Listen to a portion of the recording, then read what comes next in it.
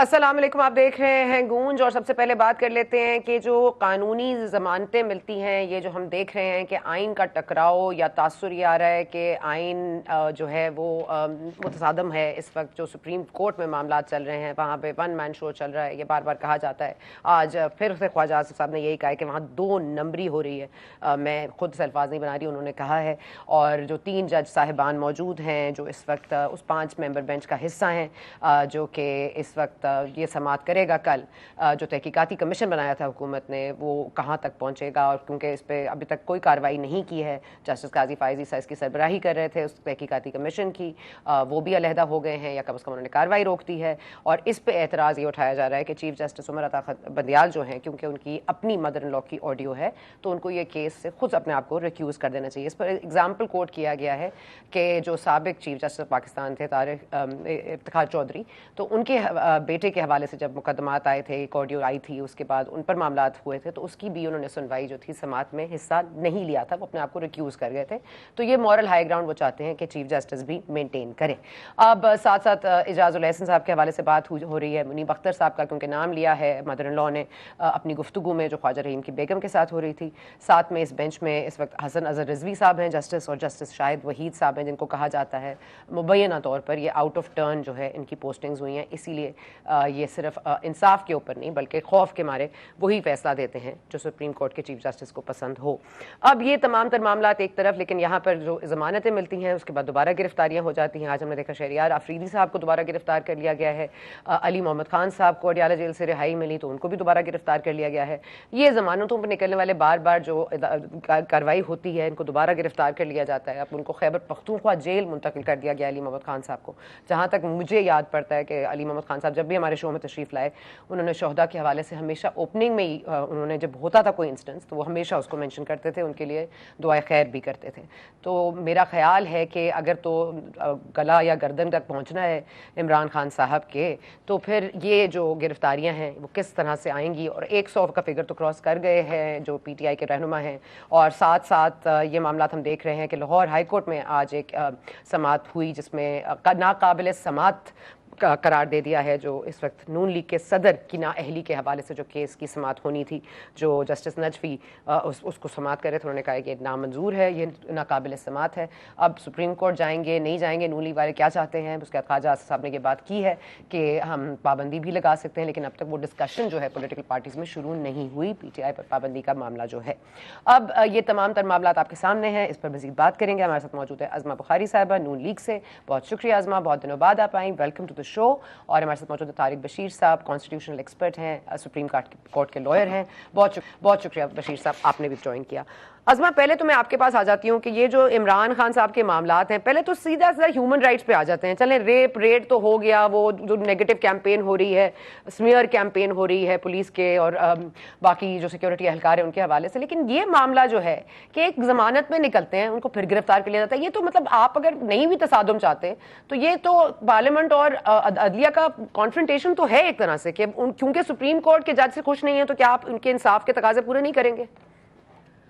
बहुत शुक्रिया सना। नहीं सना, ऐसे नहीं है। जो 9 मई के वाकयात हैं, उसके अंदर जो जिन लोगों का कोई भी बिलवास्ता बिलावास्ता जो भी कोई ताल्लुक था, उसके ऊपर इन्वेस्टिगेशंस हो रही हैं। और उन इन्वेस्टिगेशंस के थ्रू जो है वो जो कुछ लोग चालान कर दिए गए हैं, कुछ के केस आदमी कोर्ट में भेज दिए गए हैं, कुछ जो है वो अंडर प्रोसेस हैं। सो इसलिए ये लोग जो हैं, और आज फिर इमरान खान साहब का आपने इंटरव्यू देखा है कि आज उन्होंने फिर वही बात की है। उन्होंने कहा कि मुझे जो है वो फौज ने अरेस्ट किया था, उनको इतनी अकल नहीं है और उनको इतना मालूम नहीं है कि जो है वो रेंजर्स को नैब ने बुलाया था अपनी उस मदद के लिए, क्योंकि पुलिस वालों को तो वो कुछ समझते नहीं है ना। और पहले भी उन्होंने कोर्ट के अंदर जब जमानत लेने गए थे तब भी उन्होंने धमकी दी थी पूरी जो है वो सिक्योरिटी एजेंसीज को कि मुझे दोबारा आप पकड़ेंगे तो दोबारा यही रद्द-ए-अमल आएगा। आज उन्होंने वही कहा।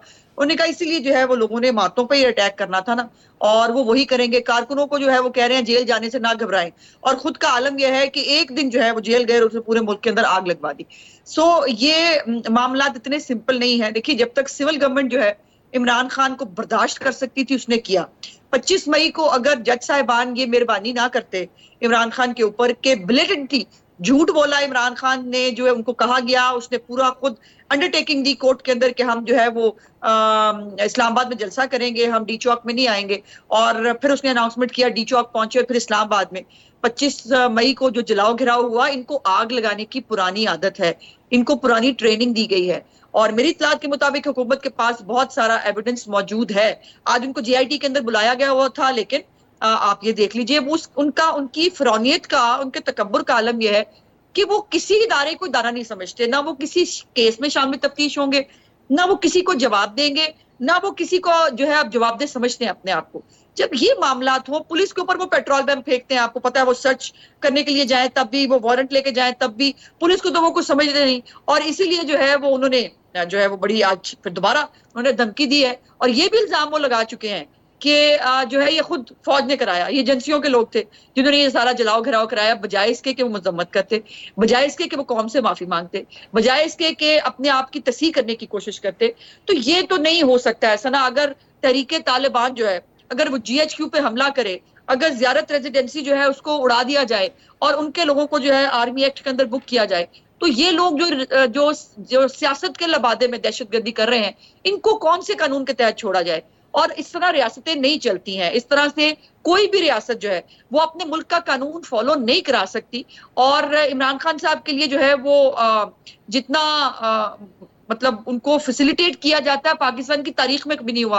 अभी कभी आपने ये सुना था नहीं, तो इमरान खान का गुस्सा आप अली मोहम्मद खान पे क्यों उतार रहे हैं भाई? इमरान खान साहब को गिरफ्तार करें, आपका जितना एविडेंस है, लेकिन जबान पाक से वो बाहर नहीं निकलते। आप कह रही हैं तकब्बुर का आलम है, मैं तो कह रही हूँ खौफ का ही आलम है कि वो जीआईटी में भी पेश नहीं होते, इलेक्शन कमीशन के हवाले से भी पेश नहीं होते, उनका वकील तारीख पे तारीख ले रहा है। अब मतलब समझ में नहीं आ रहा कि वो अगर किसी सब इदारों से मुबर्रा है तो फिर इंतजार किस चीज का है? और आपको पता है वो जो सर्च वारंट था वो भी उन्होंने आज कालादम करार दे दिया है कि भाई एक दफा का सर्च वारंट था, ये ताहयात का सर्च वारंट थोड़ी है। लेकिन ताहयात दिलों के वजीर आजम को आप लोग गिरफ्तार करें, या तो या कोई बुनियादी तौर पर बात करें। आप उनके कारकुनों को बार बार गिरफ्तार करने से क्या क्या मैसेज भेज रहे हैं? मुझे स्पेसिफिकली अली मोहम्मद खान के केस के बारे में तो इल्म नहीं है, लेकिन उनको केपी पुलिस ने अब जो है वो तहरील में लिया है। उनके पास कोई यकीनन इसकी कोई जस्टिफिकेशन होगी तो ये तो केपी जो है पुलिस बता सकती है। आज पंजाब से अडियाला से उनको जो है वो रिहा कर दिया गया था। लेकिन बात ये है कि जो इमरान खान की बात है, कभी ये देखा नहीं था, कभी सुना नहीं था। मैं खुद भी वकालत के पेशे से मेरा ताल्लुक है। आप जिस केस के अंदर एक स्पेसिफिक केस लेके जाते हैं कि जिसमें हमें जमानत देते, और हिफाजती जमानत जो है वो इसलिए होती है कि आप जो है इनको अरेस्ट ना किया जाए, ये शामिल तफ्तीश खुद हो जाएंगे। यहाँ पर आलम ये है कि उनको हिफाजती जमानत 1 साल से मिलते चले जा रही है। जो केस आप लेके गए हैं उस पर भी, जो आप नहीं लेके गए उस पर, और जो कभी बन सकता है उसमें भी आप उनको जो है वो जमानत मिल जाती है। जब इस तरह के मामला हों तो फिर इंसान का हौसला और हिम्मत बढ़ती है। बोला बात है कि बाल्टी पहन के अभी तक वो फिर रहे हैं। वो रेंजर्स ने उनको व्हील चेयर से तो उठा दिया है, लेकिन बाल्टी उनकी अभी तक सलामत है।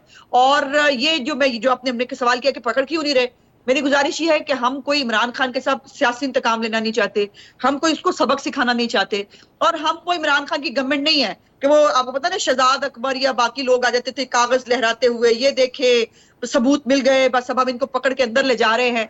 और इन्वेस्टिगेशन बाद में होती थी, बंदा पहले पकड़ लिया जाता था। अब जो है इन्वेस्टिगेशन पहले हो रही है, और इन्वेस्टिगेशन के कंप्लीट होते ही जो है वो जो भी एक्शन बनता होगा वो जरूर ले लिया जाएगा। इसमें हमारी कोई ख्वाहिशात का या हमारे किसी एजेंडे का कोई लेना देना नहीं है। ये कानूनी तौर पर इसको बिल्कुल वो देखा जाएगा कानूनी तौर के ऊपर, और इसमें हुकूमत जो है वो किसी तौर पर किसी सियासी इंतकाम का किसी को निशाना नहीं बनाना चाहती। सियासी इंतकाम ना हो, जस्टिस तो होता हुआ नजर आना चाहिए ना। अगर आप एक आदमी पे रोज इल्जाम लगाएंगे अज़मा साहिबा, तो उम्मीद तो यही होगी ना कि फिर उसको गिरफ्तार किया जाएगा। जब आप बार बार कहेंगे कि आपके पास एविडेंस मौजूद है, राना सनाउल्लाह साहब कहेंगे, तो फिर क्या कार्रवाई हो रही है ये भी तो हमें पता चले ना। या फिर बैठ के उनको वगैरह मुल्क से बाहर भेज दिया जाए। नहीं, इन्वेस्टिगेशन कंप्लीट होने के करीब है सना, और इसीलिए आज जीआईटी ने भी उनको मौका दिया था और जीआईटी ने उनको बुलाया था। लेकिन एज यूजुअल वो जीआईटी के अंदर भी पेश नहीं हुए। जो जवाब वो उनके बुकला लेके गए थे उनको मेरी इत्तलात के मुताबिक रिजेक्ट कर दिया गया। मैंने मीडिया रिपोर्ट्स देखी हैं, और उनको जो है जाहिर शामिल तफ्तीश इंसान खुद होता है कि किसी और को भेजते हैं कि जी ये मेरा जवाब है, पढ़ना है तो पढ़ लें, वरना जो है वो मैं किसी को जवाब दे नहीं हूँ।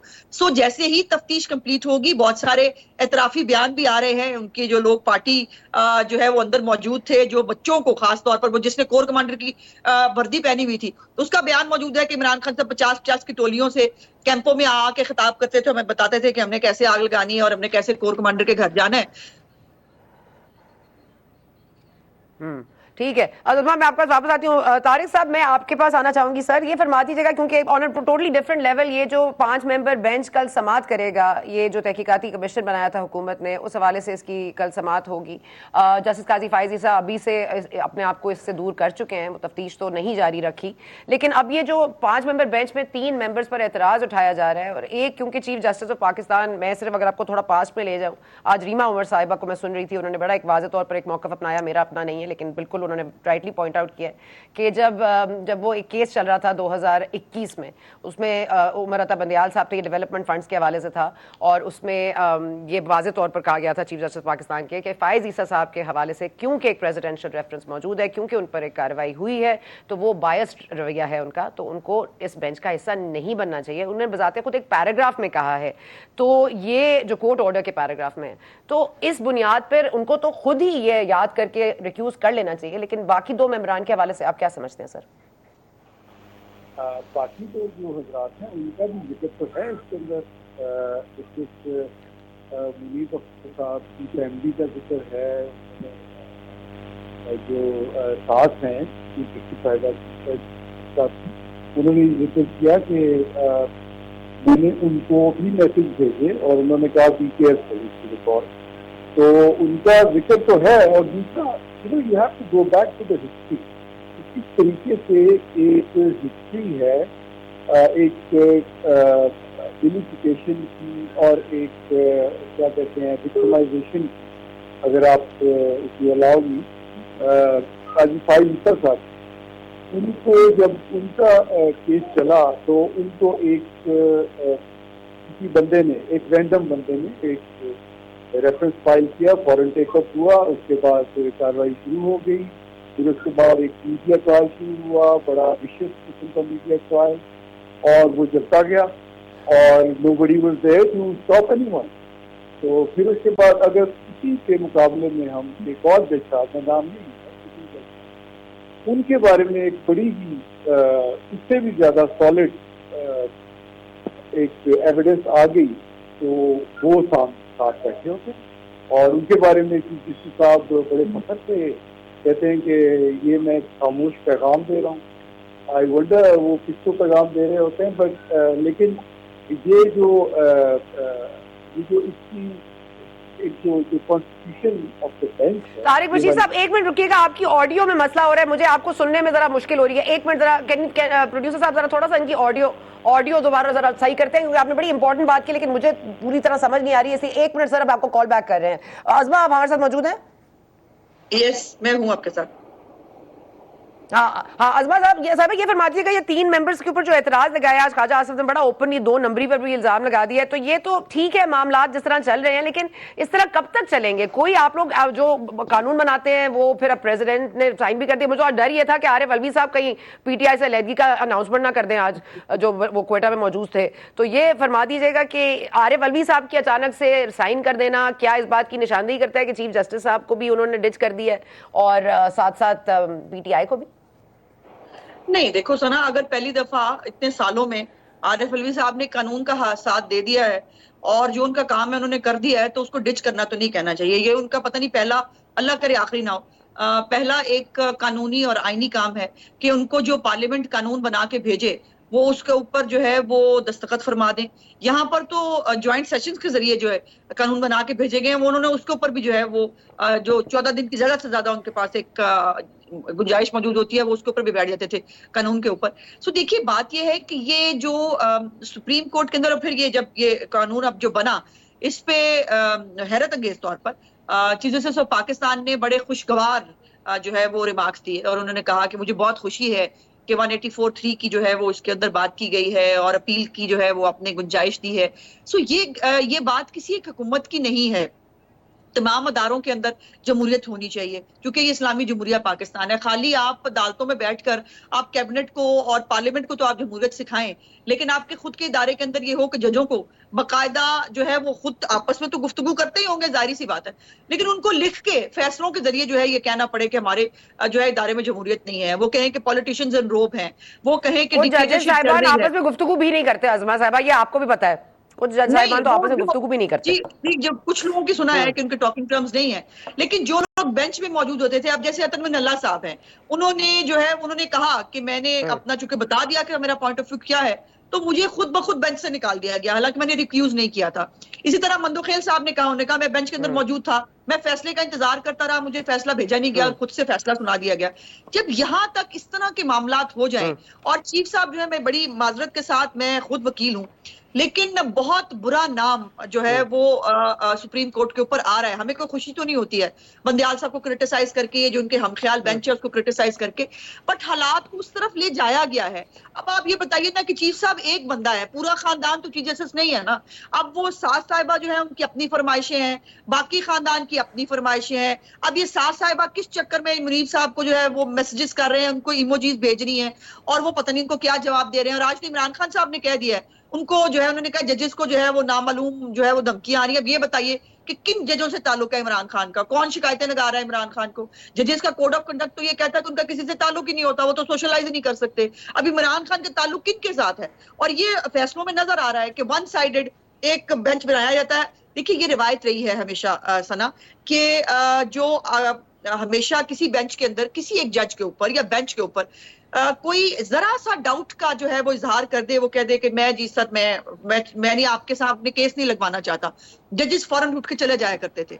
पिछले 1-1.5 साल से हम ख्याल बेंच के सामने सिर पटक पटक के हमारा सिर फट गया, क्या कह के कि जनाब वाली हम आपसे केस नहीं सुनवाना चाहते। बराए मेहरबानी में इस बेंच पे एतबार नहीं है, वो वन साइडेड फैसला करके उठ के चले जाते हैं। अब जिन ऑडियो की कमीशन की बात हो रही है, उस ऑडियो के अंदर सास साहिबा मौजूद हैं, उसके अंदर जो है वो एक और जज साहब का बेटा मौजूद है, उसके अंदर खुद जज साहब वो बैठे हुए हैं जिनके ऊपर सुप्रीम जुडिशियल काउंसिल के अंदर केस चल रहे हैं, वो सारे बैठकर इसके फैसले कर रहे हैं। मुझे बताइए, ये कौन से कानून में कौन सी इखलाकियात है? मैम अभी तो आप देखिए अजमा साहिबा ये देखिए कि नजम साकिब साहब भी एक पिटीशन लेके चले गए इस्लामाबाद हाई कोर्ट के, उनको मुझे तलब कैसे किया, मुझे आपने समन कैसे किया है? अब वो तो कल लग भी गई है, कल बाबर सत्तार साहब होंगे जो उसको सुनेंगे भी।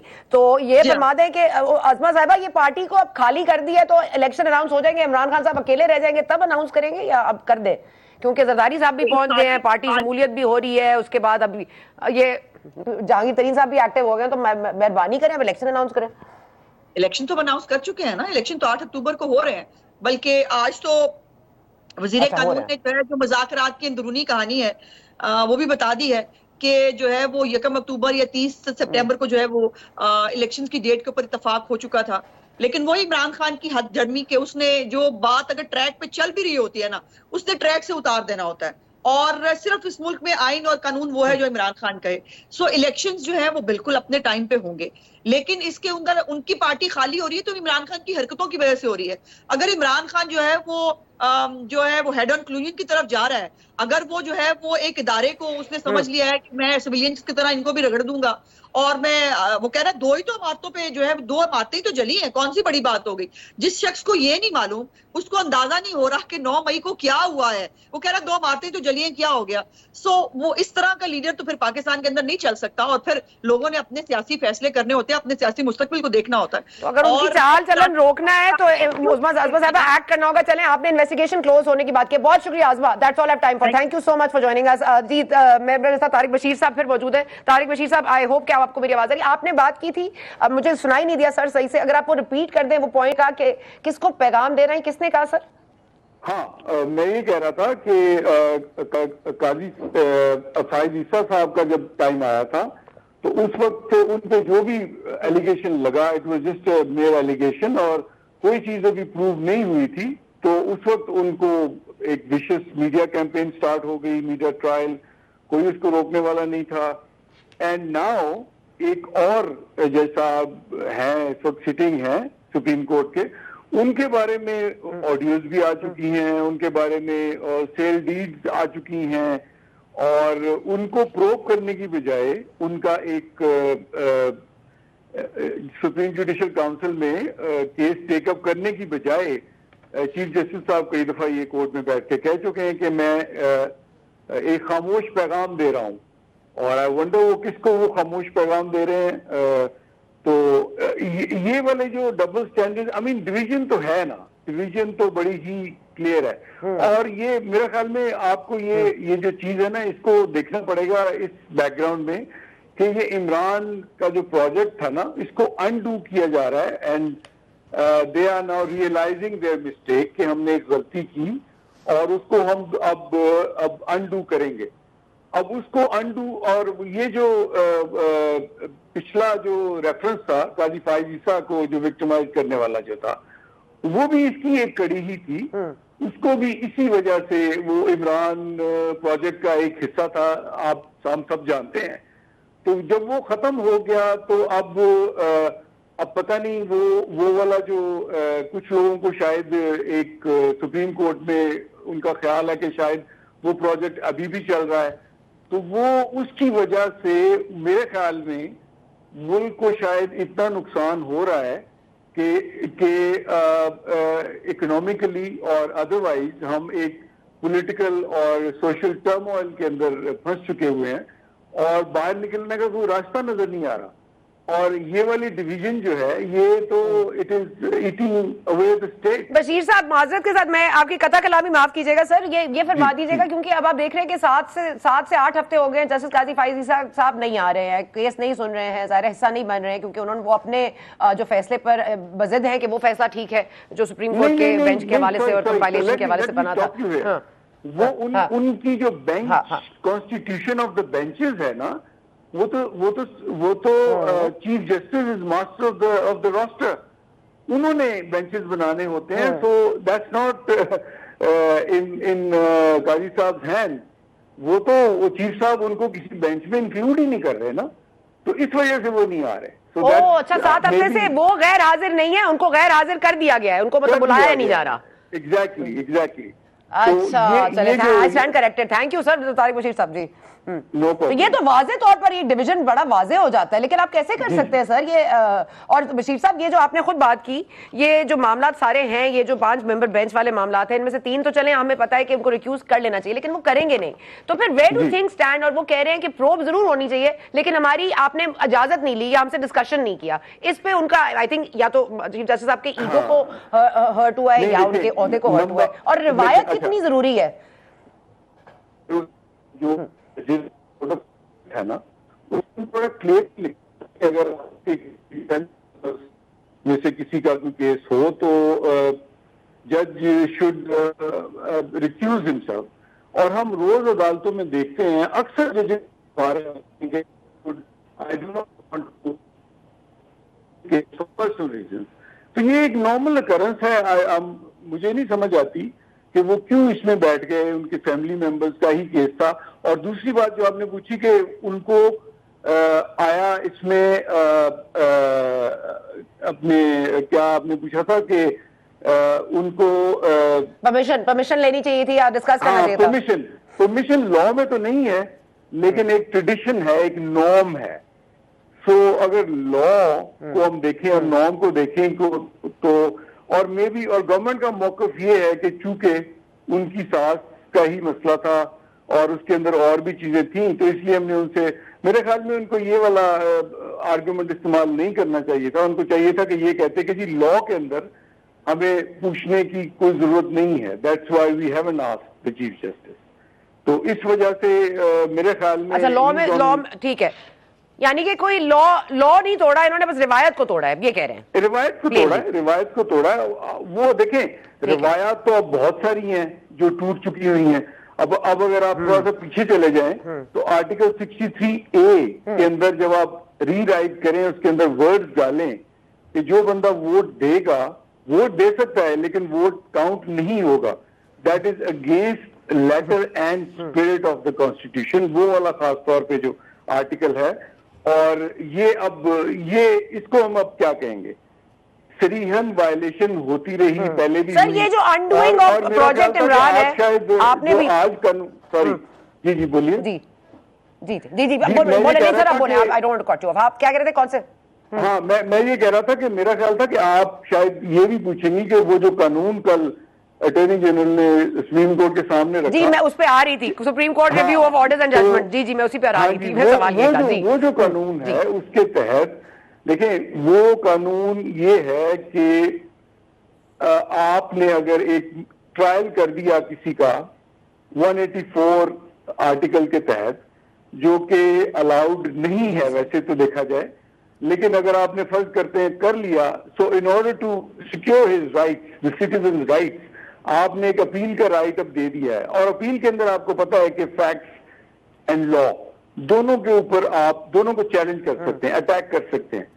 और जो लॉ के हवाले से अगर देखा जाए तो ब्लैक्स लॉ डिक्शनरी कहां से आई, कहां पब्लिश हुई, उसको इन्वोक किया गया। फिर उसके बाद जेआईटी का बनना, जेआईटी लॉ के अंदर बिल्कुल उसकी इजाजत नहीं है एक्सेप्ट टेररिज्म केसेस। तो अगर आपको ये बड़ी एक देखिए ना, ये वाली जो चीजें हैं और फिर उसके बाद आपने ऑन दिस बेसिस और फिर रिसीवेबल्स की डेफिनेशन, जब आप ये वाली चीजें देखेंगे तो आप किसी को फॉर लाइफ आप डिस्क्वालीफाई कर देंगे। तो मेरे ख्याल में ये एक बड़ा अच्छा एक राइट है जो कि मेरे ख्याल में तो राइट इस्तेमाल करना चाहिए। जहांगीर तरीन साहब भी कर सकते हैं और मियां नवाज शरीफ भी कर सकते हैं, लेकिन इसमें थोड़ा सा साइलेंट है ये कि वो किस तरीके से वो, लेकिन अगर सुप्रीम कोर्ट इसकी इंटरप्रिटेशन कर देती है तो मेरे ख्याल में वो पार्लियामेंट में दोबारा जाके उसको ठीक कर लेंगे। ओके, ठीक है, बहुत शुक्रिया तारिक बशीर साहब, thank you so much for joining अस। यहाँ वक्फा लेने जा रहे हैं, वक्फे के बाद वापस आए, बात करेंगे नई पार्टियां जो बन रही हैं और जो परिंदे हैं वो कहाँ कूच फरमा रहे हैं, कहाँ पे इकट्ठे होंगे, ब्रेक के बाद।